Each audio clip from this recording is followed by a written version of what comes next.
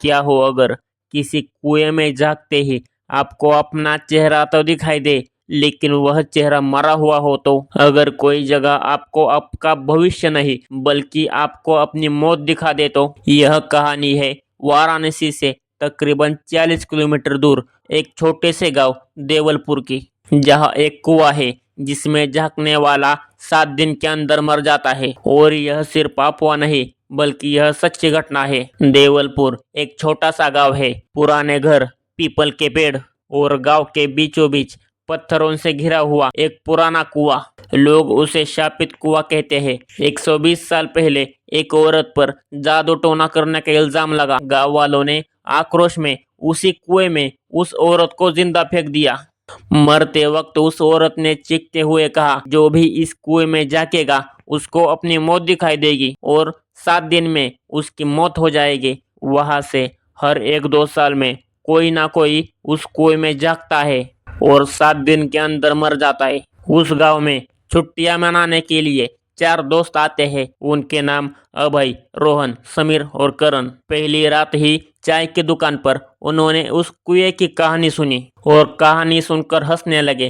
कहने लगे, यह सब अंधविश्वास है। चारों ने यह सोचा कि कल चलते हैं और देखते हैं 7 दिन के अंदर कौन मरता है या नहीं, क्योंकि उनको लगता था कि ऐसे कुएं में झांकने से 8 दिन के अंदर कोई मर नहीं सकता। इसलिए उनका कहना था कल जाकर देखेंगे। और अगले दिन वह चारों ही उस कुएं के सामने खड़े थे। दोपहर का वक्त था, सूरज बिल्कुल ही ऊपर की तरफ था, लेकिन फिर भी कुएं के अंदर सिर्फ अंधेरा ही था। करण सबसे पहले कुएं में देखता है, कुछ सेकंड के लिए चुप हो जाता है, फिर उसका चेहरा पीला पड़ जाता है और वह डर कर कहता है, मैं पानी में डूब रहा हूँ। बाकी दोस्तों ने नीचे देखा तो अंदर सिर्फ काला पानी था।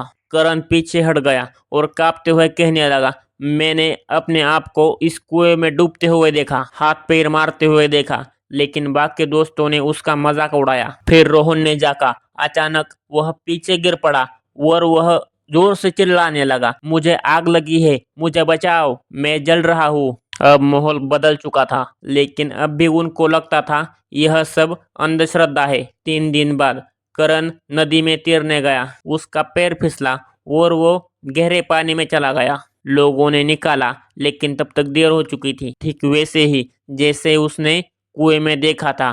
बाकी सारे दोस्त सब सुन्न हो गए। रोहन डर गया। 7वें दिन रोहन के घर में शॉर्ट सर्किट हुआ। घर में आग लगी और रोहन बच नहीं पाया।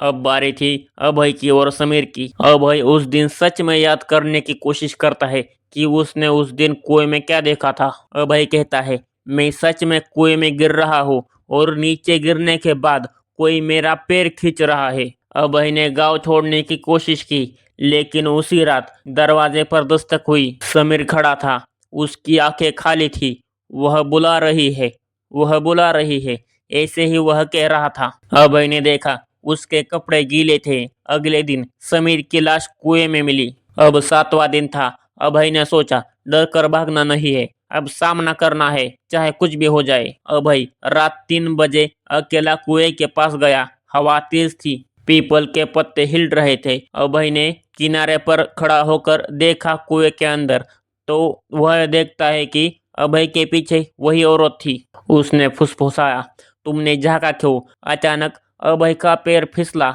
और वह गिरने लगा, लेकिन किसी ने अभय को पकड़ लिया। गांव का बूढ़ा पंडित। उसने कहा, शाप तोड़ना था, डरना नहीं। पंडित ने बताया, वह औरत चुड़ैल नहीं है, वह निर्दोष थी। जिस दिन कोई डर कर मरने के बजाय सच का सामना करेगा, वह शाप टूट जाएगा।